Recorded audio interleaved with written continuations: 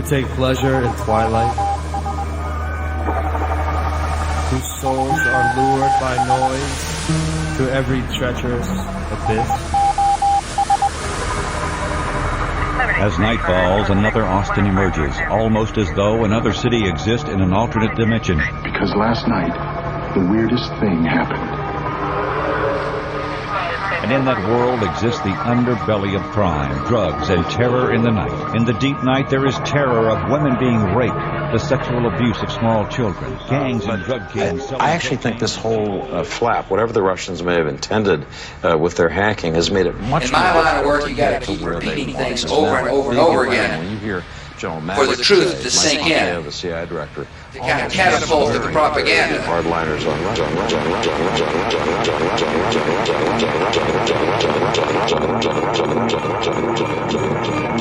14-foot Cobra with 9-inch fangs, firing lasers out of the size of 17 guns and shooting flying saucers out of the I have 2 words for you. Predator drones. I'm gonna bomb the shit out of them. You will never see it coming. I don't care. So you understand the words I'm saying to you? You think I'm joking? Yeah. Well, what I'm saying is that there are known knowns and that there are known unknowns. But there's also unknown unknowns. Things we don't know that we don't know. They are not what they claim to be. America is now under martial law. PsiOp-Radio. Decoding the psychological warfare machinations within paranormal and parapolitical landscapes. PsiOp-Radio.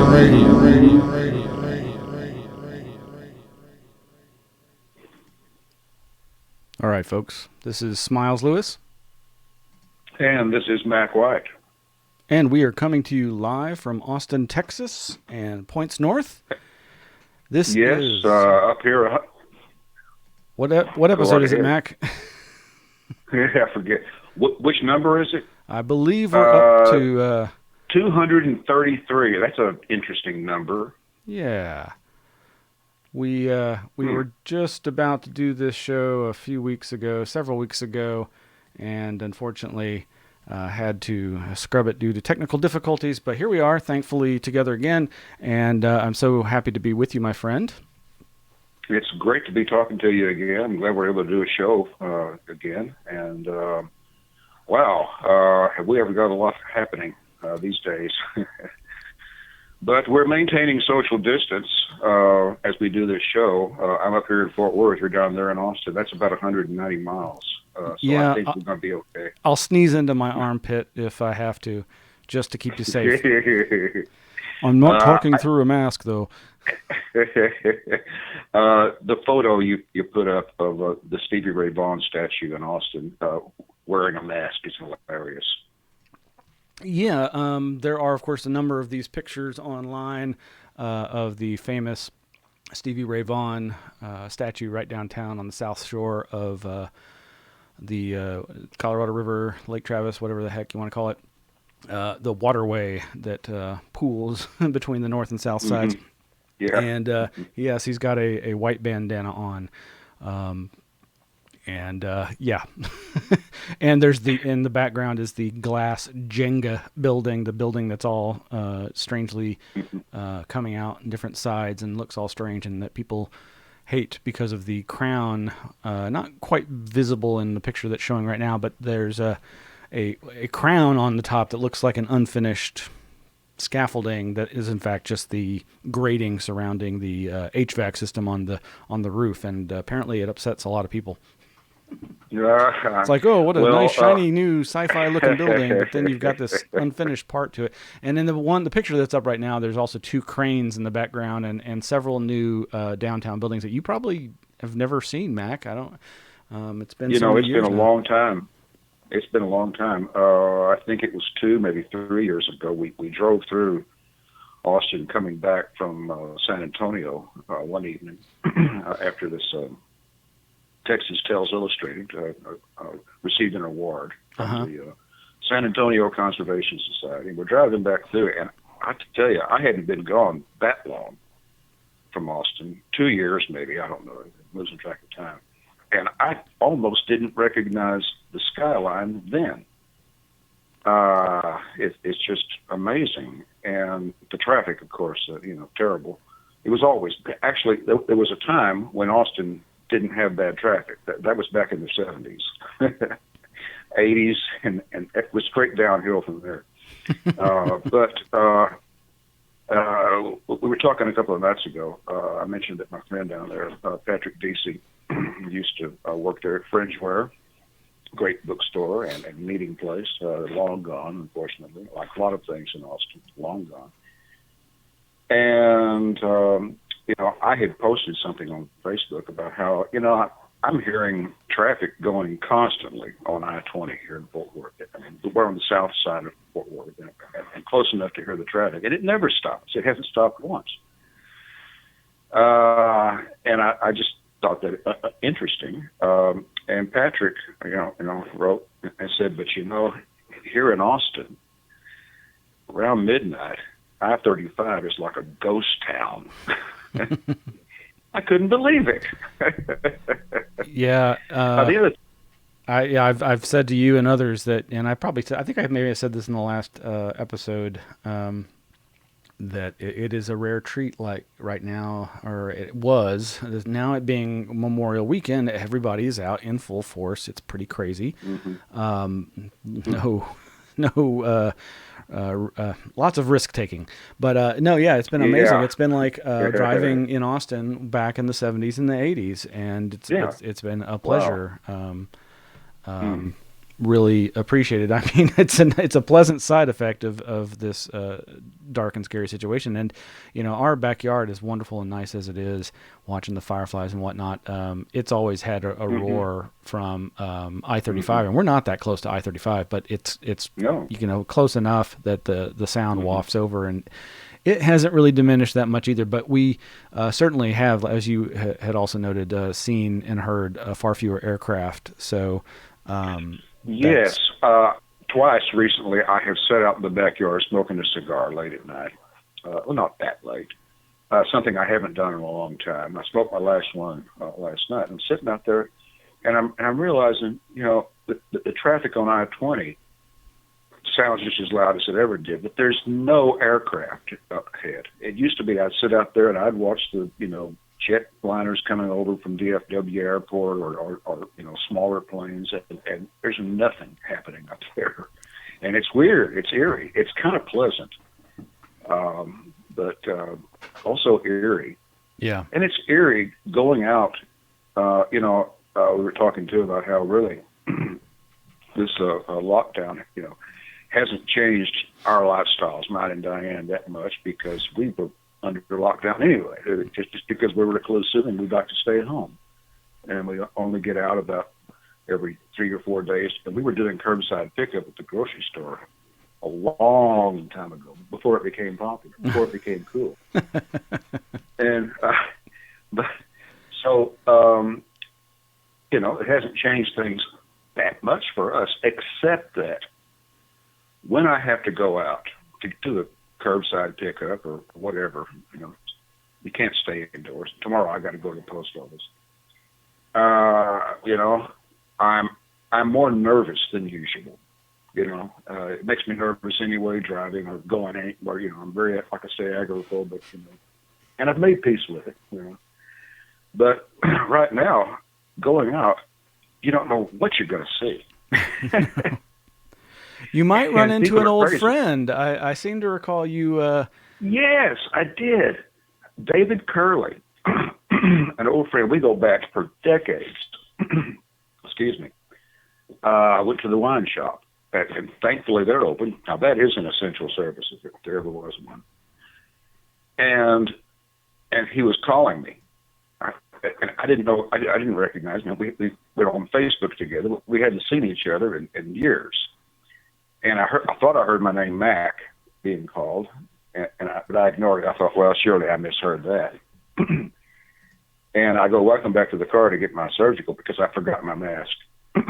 And I go back, and on the way back, he hollers out again. He just come out of the store, and it's David Curley. So a shout out to David if he's listening. So that was nice. Yeah. And went with another friend to Home Depot. A friend down there in Cleveland, Cade, who is doing some home repair work for us off and on. So we drove to Home Depot and, had to maintain 6 feet social distance, which you can't do. It's impossible. I mean, people are struggling to do it. I once in a while, I do have to go inside some store, maybe inside whatever, pick up a prescription or something. And they got all these, X's taped out on the floor, 6 feet. Almost nobody can follow them. Yeah, and half the people are wearing the mask, half of them aren't. I'm wearing mine, and I'm constantly having to readjust it, which means I'm constantly touching my face, which makes it useless.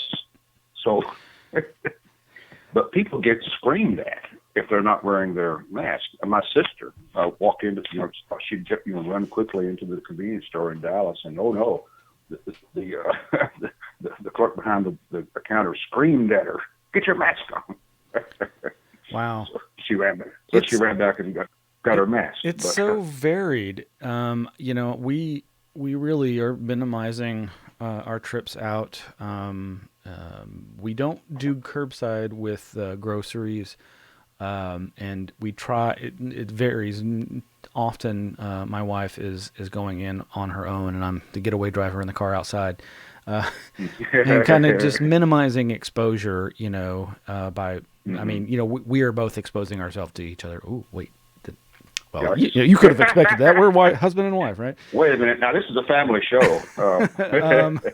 Not with the president quoted in the intro there. Saying he's going to bomb the out of them. But yeah, it's really strange. So like the only places, I mean, it's funny, so the places we frequent are a Sprouts grocery store and a Specs liquor store, but we do curbside there, though we originally were going in, and it was interesting watching it evolve, and it's still evolving. There's still differences. And then there's a corner store right down from our house that is actually, like a mostly a Hispanic-oriented store with a meat market and other fresh stuff and quite an array of items there. And they seem to be pretty good. The crew there seem to always have their masks on and be wiping stuff down outside and inside. And typically in the past, I'd always see people wearing masks. But I tell you, I was just there a day or so ago. I guess it was Friday. No? Well, anyway, in the last day or so. And wow. So like I'd say only half the people there were wearing masks of the customers. And there were at least 2 gentlemen wearing ankle bracelets. Ankle bracelets? Yes. So I'm assuming they're parolees. Well, we were talking about that the other night, that just down the road from us, here where we live in South Fort Worth, is this federal prison for men. It's over there behind this college I used to go to back in the early 70s, Tarrant County Junior College it was called then. And at that time, the campus for the prison, it wasn't a prison, it was an orphanage. Well, it's been a prison now for some time. And there has been, and this is just a few minutes drive from us, 5 minutes drive max down the highway. Not that I ever go there. But also, the thing is, it is a hot spot for this COVID-19. And it has caused extreme stress in the prison. 9 prisoners, 9 inmates serving time for marijuana charges and whatever have died because while other prisons, county jails and what have you, around the state, country, have been, letting people out on a controlled basis somewhat, nonviolent criminals, I hope.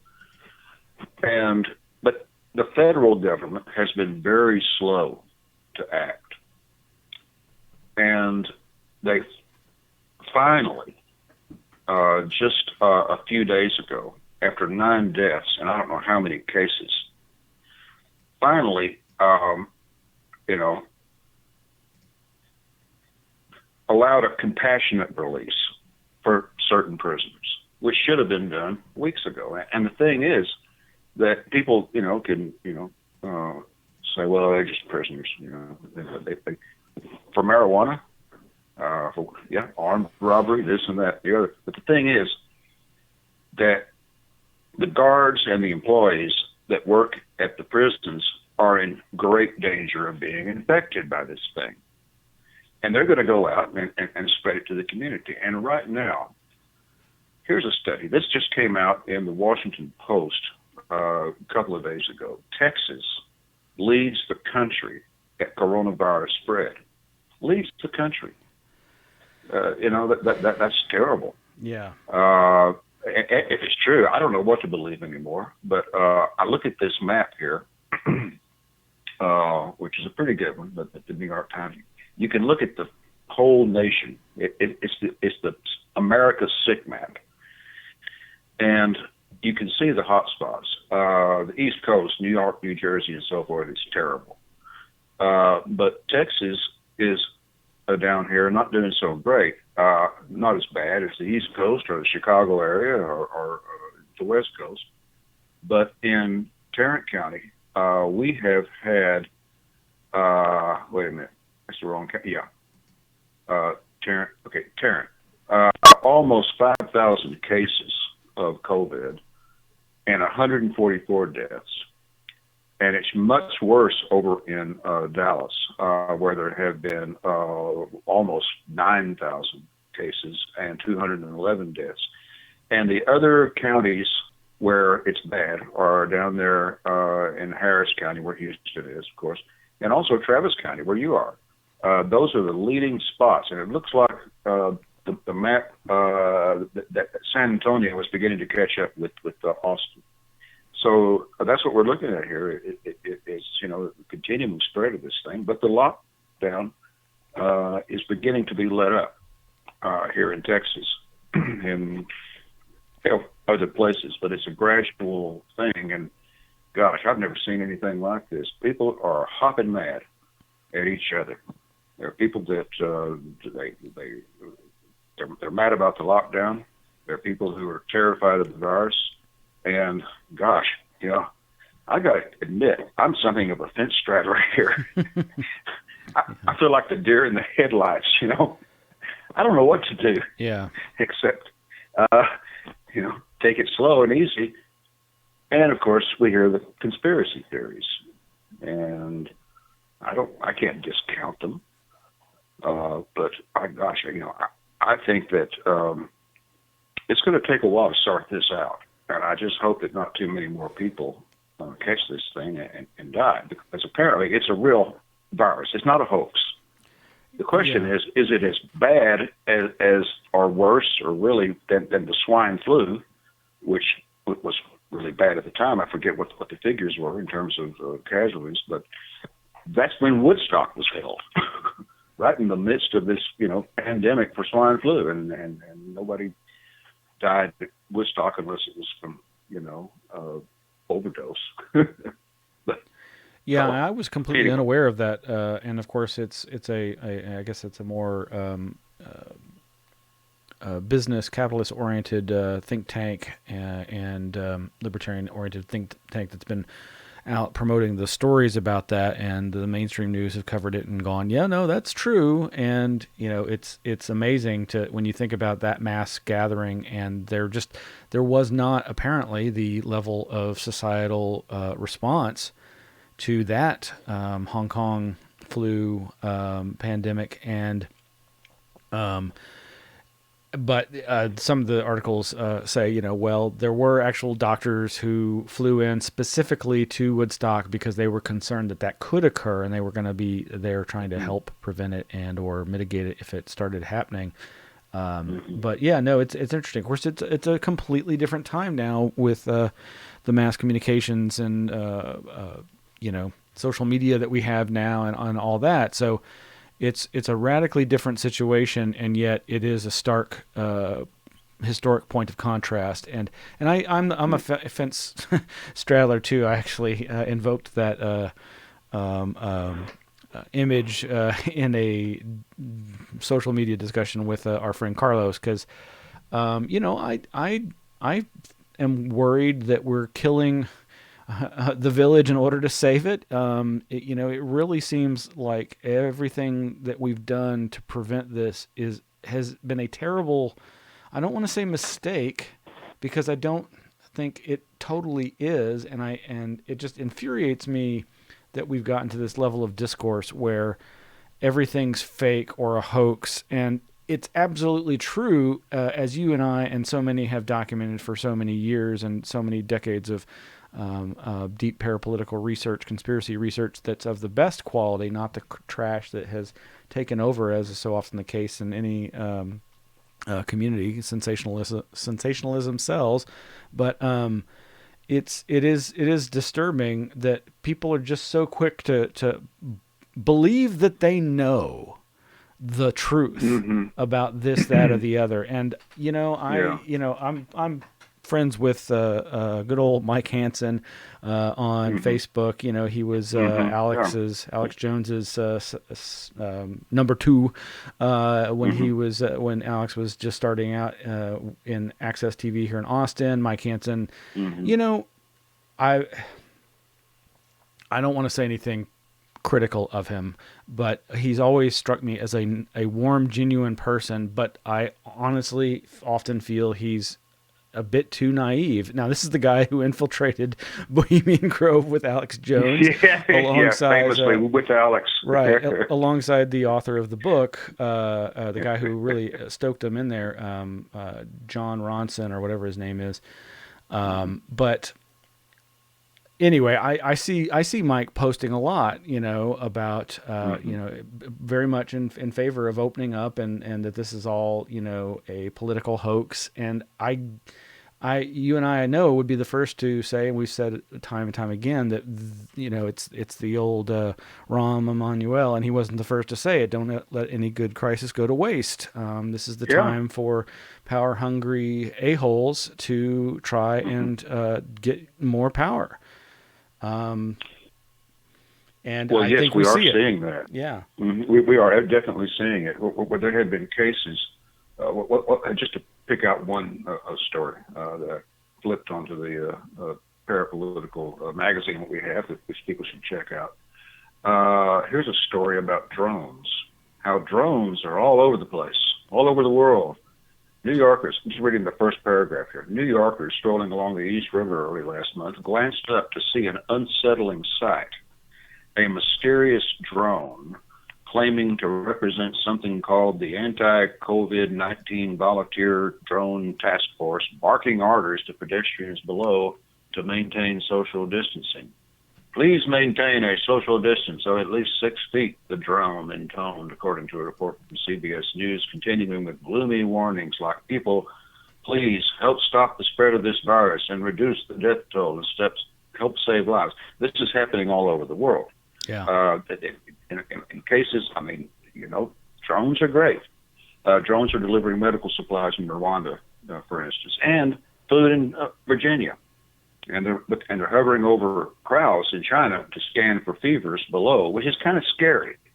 It's really kind of Orwellian and nightmarish and dystopian, to tell you the truth.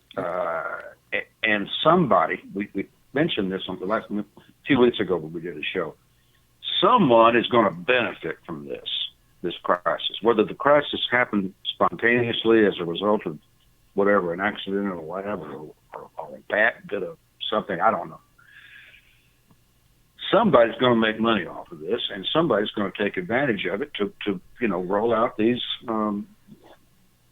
police state procedures, these Orwellian, Huxleyan nightmare concepts, and make them reality. And this story just goes on and on. But basically, we've got robots in the sky are ordering us to maintain social distance below. Ooh, that's creepy. Well, and to wear your mask. Yeah, well, I thought even creepier were the dog robot drones walking through parks barking the same kinds of thing. I mean, because those things, yeah. I mean, it's surreal to have flying saucers, zooming around, barking orders at you, but to have a cybernetic, mechanical, or just robotic dog barking orders at you and how creepily they move. Just throw a banana peel down, though; it'll take them out. Yeah, yeah. Throw them a cyber bone or something. But the other thing is, we're talking about how you got to weigh the effects of the virus, which is deadly, apparently, with the effects of locking down. The impact on the economy, people losing their jobs, people losing their income. Yeah, they're desperate. They want to go back to work. They're willing to risk a virus. And you know what? I understand. The other thing is, here's a story. This is something that's been concerning me for a while. This comes from the National Review, and I've got another one from another source here. It says the same thing. But the headline here is, quote, "A year's worth of suicide attempts in the last 4 weeks." God. Unquote. California doctor calls for end to lockdown because this is killing people. The lockdown. It's killing the economy. It's killing people. In Tennessee, here's another headline. Suicides outpacing coronavirus deaths in Tennessee, data says. Here's what people dying from suicide. So, how do you weigh these things? Yeah. And they're shutting down churches, places of worship, and now they're, issuing rules for how you can, go to church and so forth. And whoa, boy, those things give me the creeps. Yeah, I mean, with the churches, that's been something I was talking to someone about recently, and I mean, I think they should just be like, to me, it all should come down to, well, what are the types of activities that usually occur in these establishments, and can the risks be mitigated under those circumstances? And it's always about how can you change behavior to mitigate the risk, and like with gyms and hair salons, okay, the people are right there with the salon touching you and touching your head and your hair. And, is it really that important to you to risk that? Grooming. Come on. I haven't had a haircut in years. And I love you for it, Mac.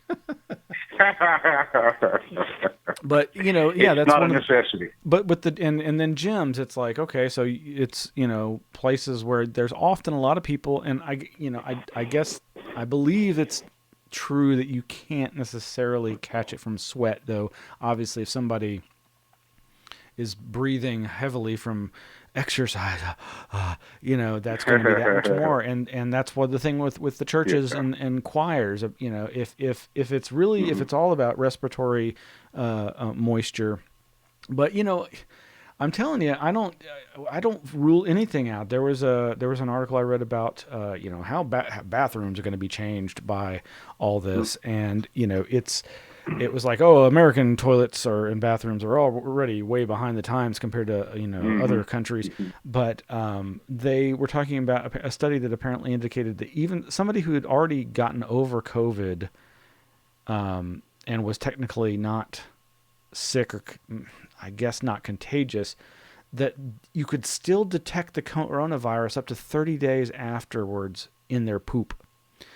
And Yikes. And then you think about the toilet plume that's we've been known for years. The toilets are amazingly disgusting. That when you flush them, it creates a mist of feces and urine, and it's all over the walls. And it's like, okay, so does that mean it's that could you catch that, or is it just gross? I don't know. But you see, this is why I'm so neurotic. For years, I've been trying to avoid public restrooms. I'm like Mr. Monk. About things like that, if it looks like it's been someplace not good, then I'm, hands off. But yeah, public toilets have got to be the worst. I'm you gotta go. You gotta go. Toilet. But when you gotta go, you gotta go. Yeah. And at my age, I got to go at unexpected times. But who knows what's going to happen? We hear so many contradictory things. Yeah. Can this thing be spread by? Can the virus live on the ground for a week after somebody near was walking? You know, things like that. So many contradictory studies and things, and it's very confusing. It's just so many voices. And with, you know, easing the lockdown and so forth, well, there have been predictions. How's that going to work? Yeah. I'm looking at a headline right now from the New York Post. Scientists walk back prediction that U.S. could be coronavirus-free by fall. Well, it doesn't surprise me somehow. China tells U.S. to stop wasting time in coronavirus battle. I don't know. This is from Reuters. And the Chinese are really mad about this thing. The senior Chinese diplomat tells U.S. to stop its virus slander. You started it. You created it. Whatever.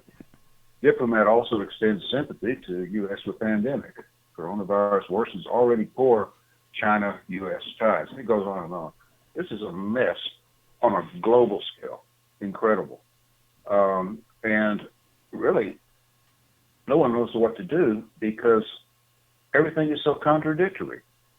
And you have to, you know, you see a frightening headline, and it can go either way, and read it, and you don't know if the source can be trusted entirely because there's just so much confusion right now.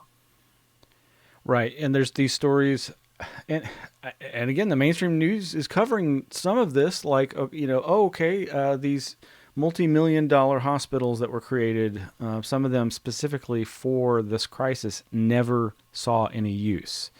And yeah. Okay, piss poor planning. I get it. That shit does happen. You know, it's government after all. I mean, any big organizations, whether they be corporate or governmental, waste lots of money.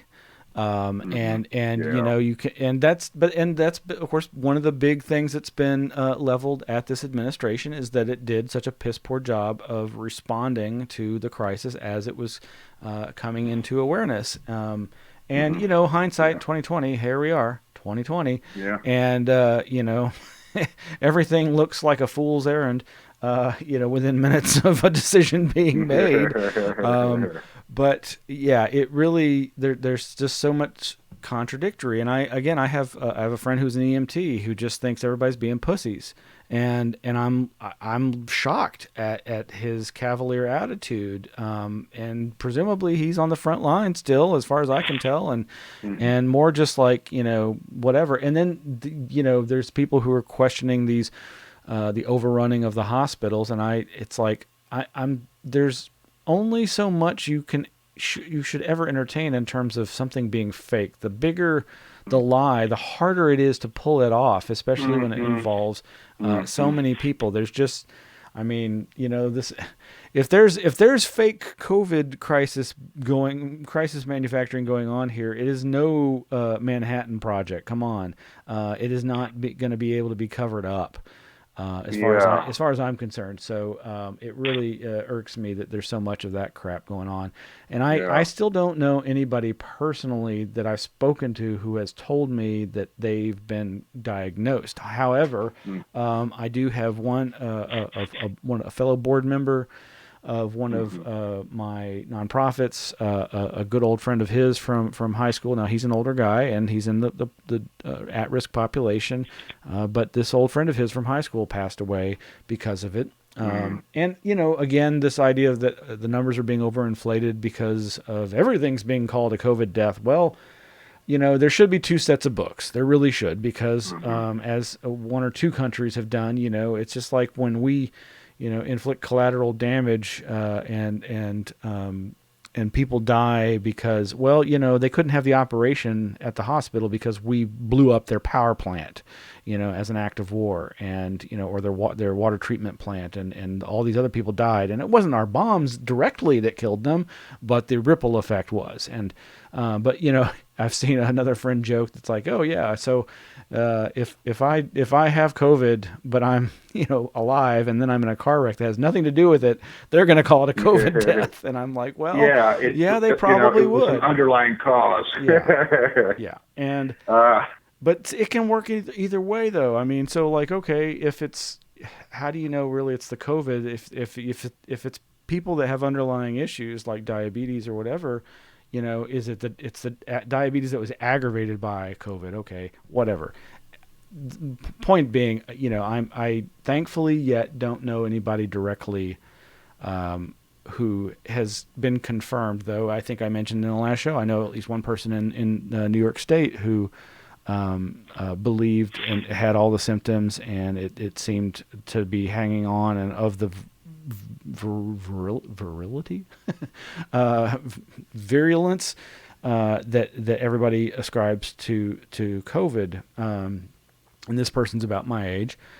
But then another board member, several members of his family who are on the East Coast have had it and survived, thankfully, but it was really, really tough and hung on for a really long time. And apparently another friend and former board member who I believe lives in Colorado succumbed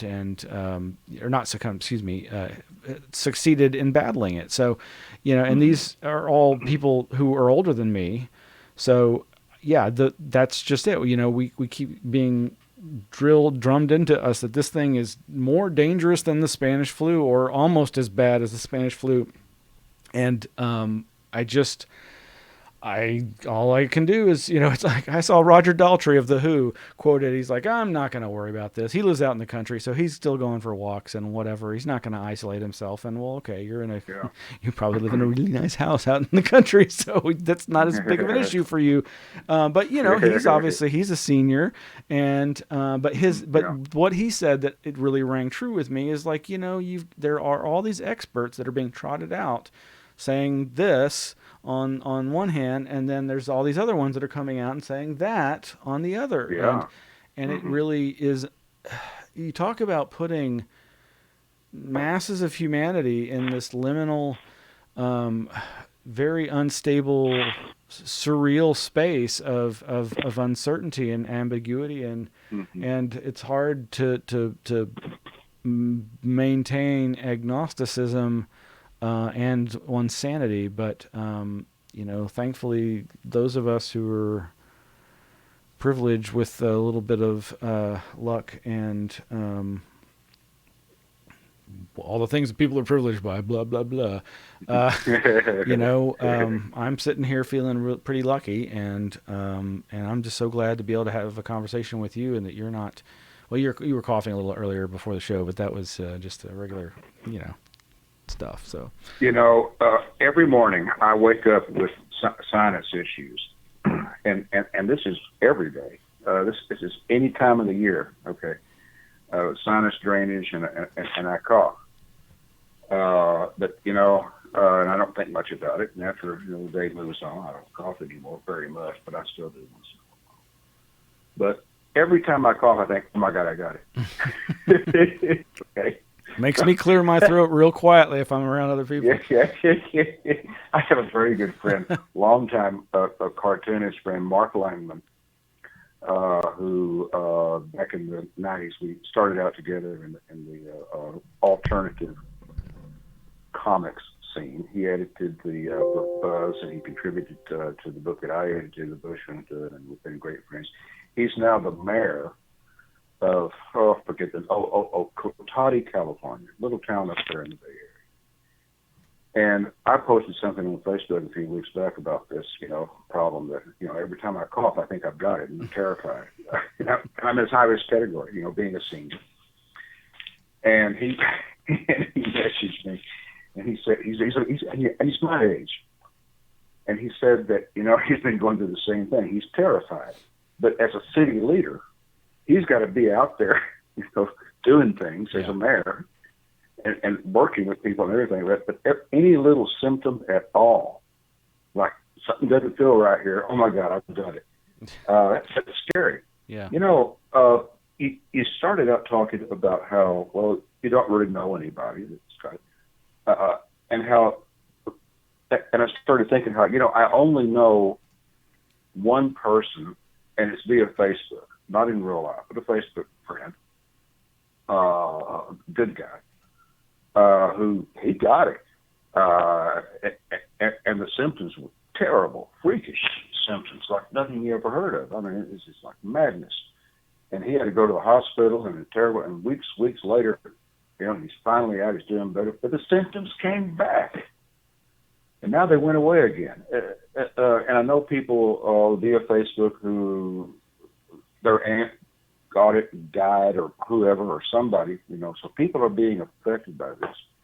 I remember, people don't think about this much anymore, but in the 90s, late 80s and on into the 90s, well into the 90s, there was a pandemic or epidemic, whatever you want to call it. It was AIDS.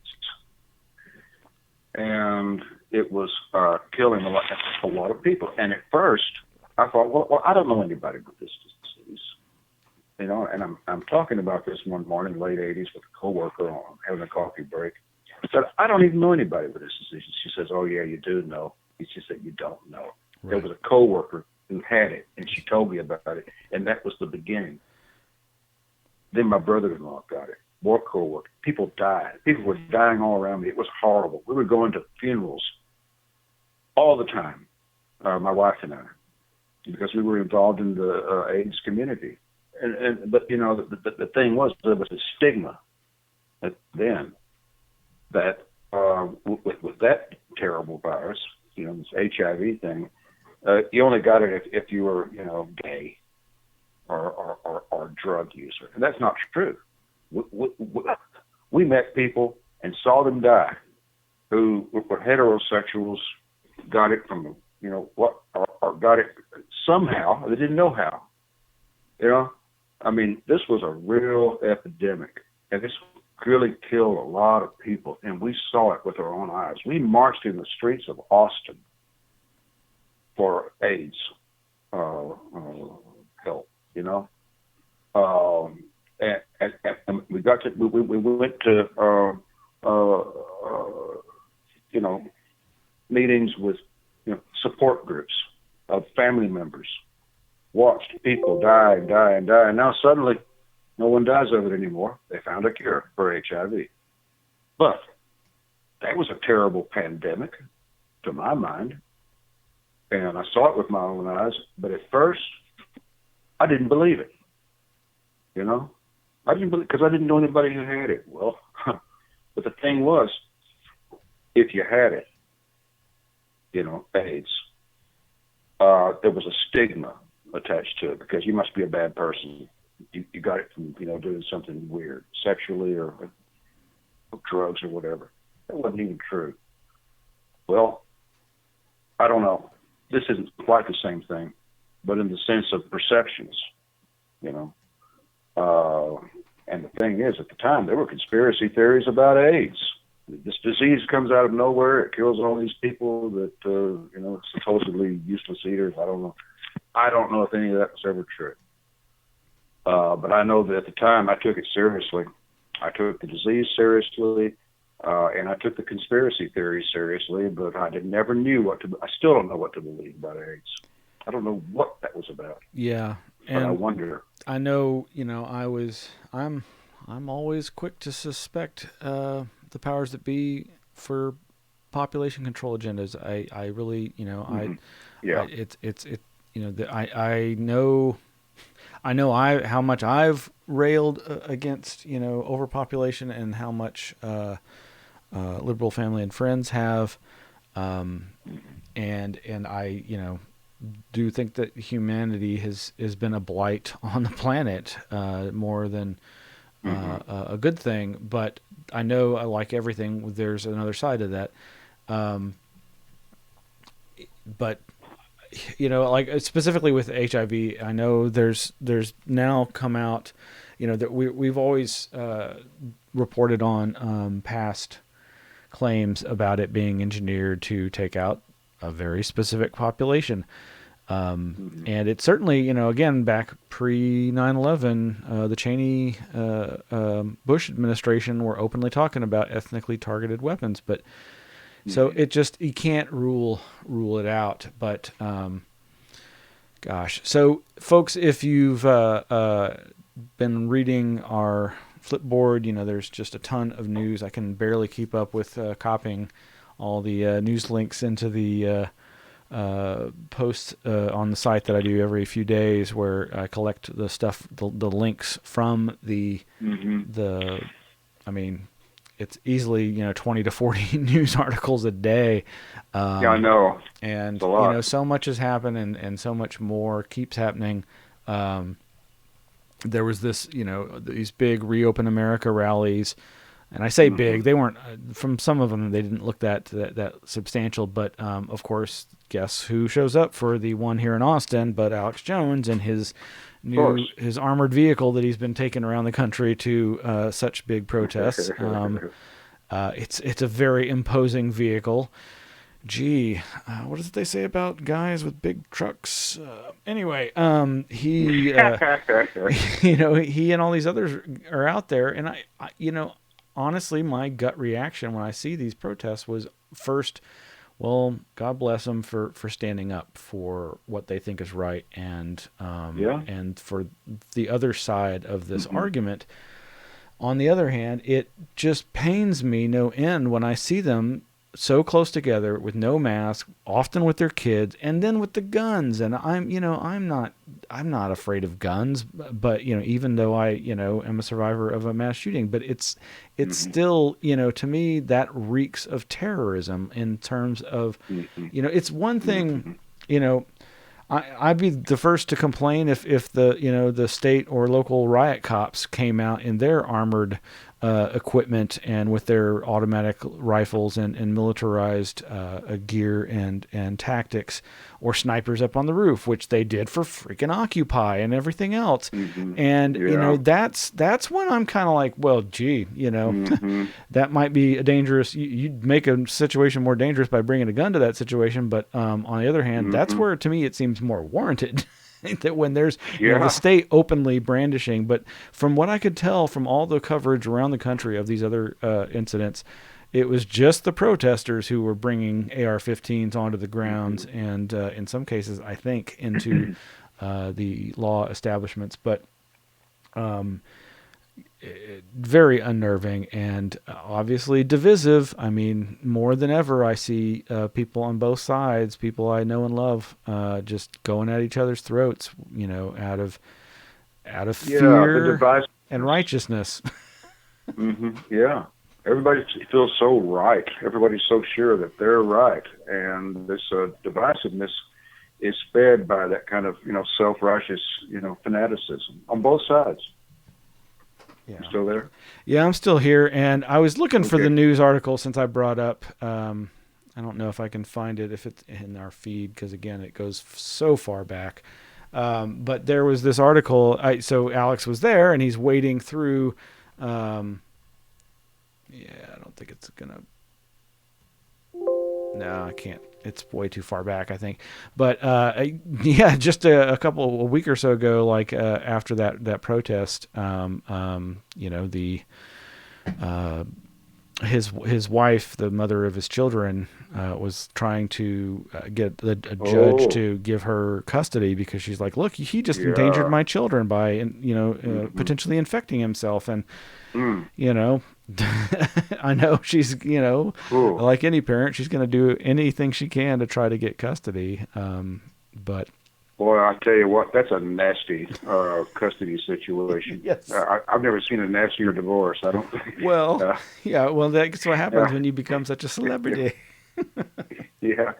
We have, I've kept the YouTube page open here, and someone, Horst Quick, is the username on YouTube, has made some comments here I might just throw out there. Horst Quick says, by golly, I remember when Austin would empty out when summer came along and UT students would break. And another another comment. He says, "I've social distanced from Austin by about 35 miles." His next comment, I assume it's a he. I don't know. Horsequick. No serious analysis is possible without reliable numbers. Even generalizations are iffy. And that's the problem, is we don't really know if we can trust the numbers. Yeah, I mean, I forget the woman's name, but the woman in the administration who is part of the pandemic team opposite Fauci, I saw her responding to claims about the numbers possibly being too low, and she said, "No, I think we've been very liberal in our accounting." And I was like, "Oh, the choice of words." Now, that's an interesting choice of words. Yeah.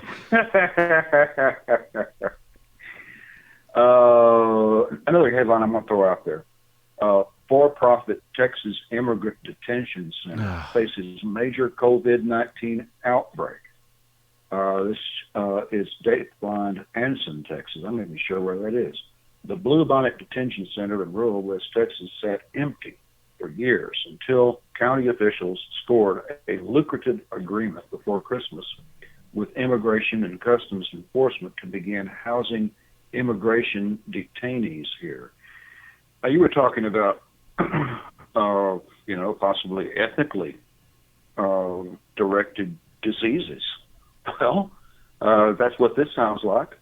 And somebody's making money off of this, and it's a private contractor. And it says here in the story, this is the El Paso Times, is the site of one of the biggest coronavirus outbreaks at an immigration detention center in the country. That's frightening. And why? Because somebody's making a buck off of it. And they don't want to let go of those prisoners. And what are they in there? Well, they're being for there because they're illegal immigrants, which is a whole other issue. But my God, that is the kind of stupidity that or is it stupidity? Yeah. So we've posted a number of articles about the rampant COVID crisis within the jail and prison systems and these detention centers. And thus this is causing the forced release in some cases of people, hopefully the people who shouldn't have been in there in the first place. But apparently I've seen headlines suggesting that some of these rapists and murderers have already committed more of the same kinds of crimes that they were in there for once they've gotten out. That's why I was a little... Yeah. I had mixed feelings about seeing the fellows. I mean, whatever, they're at the convenience store in front of me with their ankle bracelets. Okay. I don't know their story. Yeah, well, I don't want to judge. But... Well, crime is of all kinds. We talked about suicide is up, depression, anxiety. These things are up. No question about it. Murder is up. Crimes are up. Every morning I pick up the Fort Worth Star-Telegram and look at it, and there's more crimes than there was a lot up here in the Dallas-Fort Worth area before. Now there's even more. And people are being released who are, mentally not right or whatever,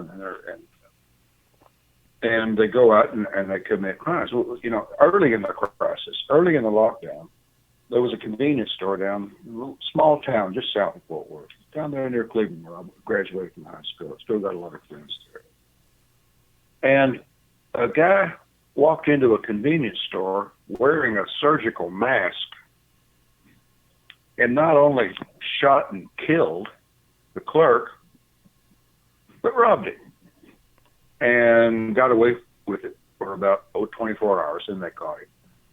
But what does that do to facial recognition technology?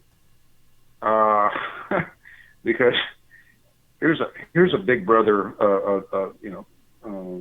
move, facial recognition technology. I almost said that wrong. Rectal. But we still got to do something. Okay? But believe me, the TSA's new way. Yes. That you got to watch them everywhere. You can't make jokes either. They'll take it. Oh, that's a great idea. But they'll take it wrong, because if you say it as a joke, it becomes reality the next day. But okay, but what is it? That means, what's the whole point of the mask then? I mean, we've got two agendas here. One is facial recognition technology. There's police state, encroaches continuing, technology and et cetera, drones and all the rest. But at the same time, everybody's got to wear a mask. So how does it work if everybody, including the president, I'm looking at a picture of Donald Trump here on Drudge Report, and he's got a mask on. Finally. Everybody's got finally.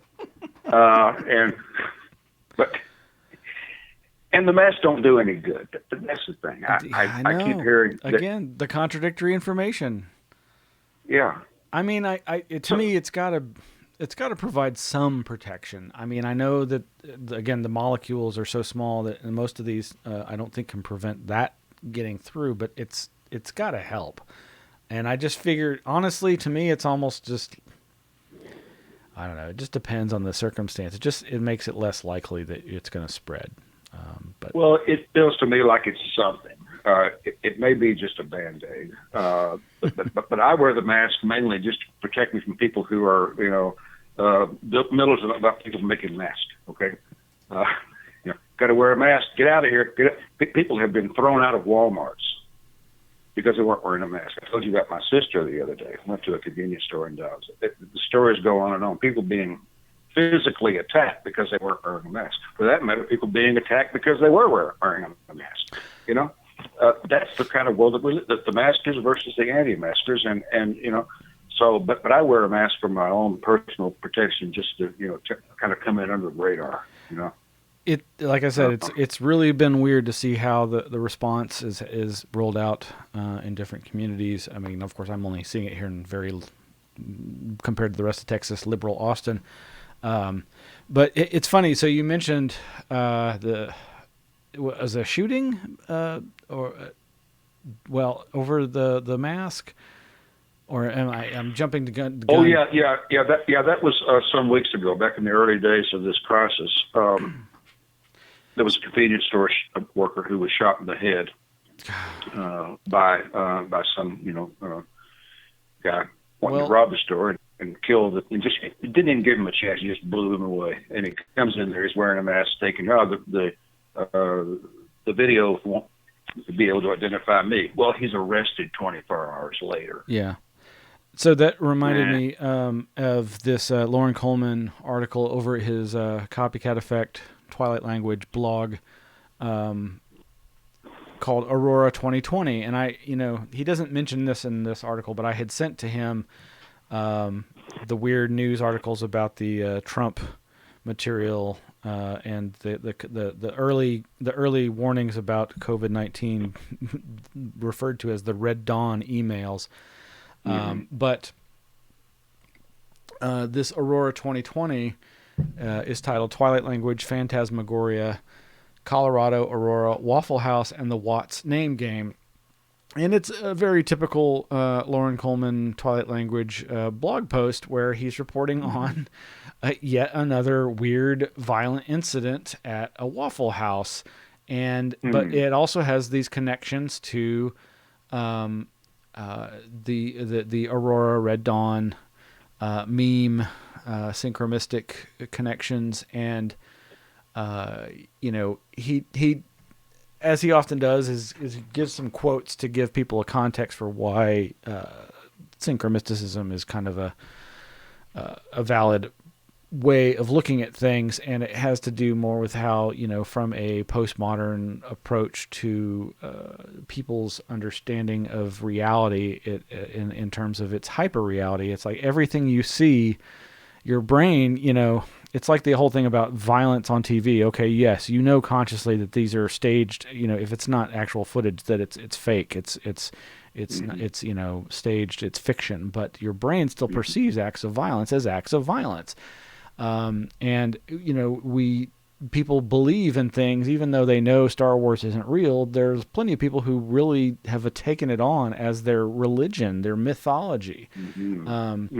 So he quotes a bit about Phantasmagoria, form of horror theater that is used one or more magic lanterns to project frightening images such as skeletons, demons, and ghosts onto walls, smoke, or semi-transparent screens. And he quotes, it's kind of weird though, he gives the same quote by two different people, so I wonder if it's somebody quoting somebody else. But we interpret what we see, select the most workable of the multiple choices. We live entirely, especially if we are writers, by the imposition of a narrative line upon disparate images, by the ideas with which we have learned to freeze the shifting phantasmagoria which is our actual experience. Yep, that is the surreality that we all live in. It was like this all along throughout human history, but it becomes more hyper-real every day. And in this incident, he talks about this weird Waffle House incident, and it involves a fellow coming in during the pandemic in Colorado on May 14th, 2020. And the other synchronistic Fortean weirdness is some Fortean researchers back in the day noticed that a lot of strange encounter witnesses had unusual names. You'd think that if phenomena were random and across all populations, you would see lots of Joneses and Smiths and things like that. But what certain Fortean researchers noticed was a predominance of specific not normal names, and one of those uncommon names was Watson. So on the early morning of May 14th, a man named Kelvin Watson, 27, went into an Aurora, Colorado Waffle House on 12880 East Mississippi Avenue without wearing a face mask. He was told several times to wear one due to the coronavirus pandemic, then became belligerent and pulled out a gun. He left and returned with a mask, but he wasn't wearing it over his mouth, and threatened staff at the restaurant, telling the 25-year-old cook, "You better shut the beep up before I blow your brains out," while allegedly displaying a gun, police said in the affidavit. According to witnesses, he told the cook, "I can blow your brains out right now." A waitress suspected Watson was high. Watson left, and police were called, but the victim refused to press charges at the time. The next night, on May 15th, Watson returned to the restaurant and again demanded he be served while not wearing a mask. Yada, yada, yada. He slaps the cook across the face, and the cook runs out of the restaurant's back door, calls police, and Watson follows the victim, making numerous statements to the effect of, "You better shut the fuck up and serve me." And so it gets stranger and stranger. So during the investigation, Aurora police also learned that he was a suspect in a Denver shooting on April 23rd, 2020, where he reportedly shot up Wyatt's towing facility for towing his BMW. No one was injured in that shooting. Anyway, it's just, and so there's a couple of different incidents that he apparently was involved with, and they let him out.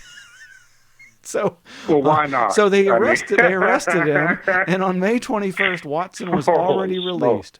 Charged with attempted murder in the Aurora Waffle House shooting, Kevin Watson was out of jail soon after his arrest.